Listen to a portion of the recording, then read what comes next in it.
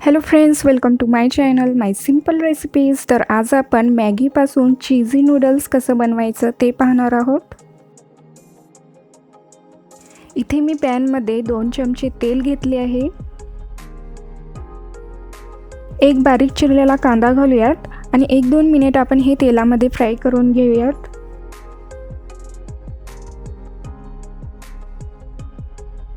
एक बारीक चिरलेला टोमॅटो, 2-3 चिरलेली हिरवी मिरची, हेही आपण फ्राय करून घेऊयात. लाल तिखट घालूयात. लाल तिखट हे ऑप्शनल आहे, नाही घातलं तरीही चालेल. आता यामध्ये 2-3 चमचे पाणी घालूयात आणि टोमॅटो मऊ होईपर्यंत आपण हे शिजू देऊयात.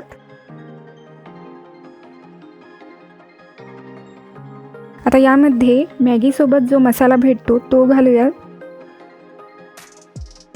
हे व्यवस्थित मिक्स करून घेऊयात.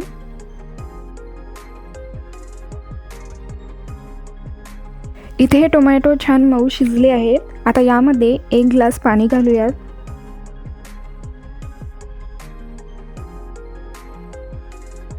आता यामध्ये मॅगी नूडल्स घालूयात.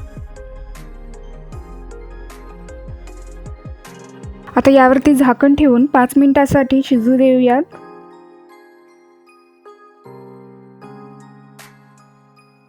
इथे हे नूडल्स शिजले आहेत. आता यामध्ये आपण चीज घालूयात.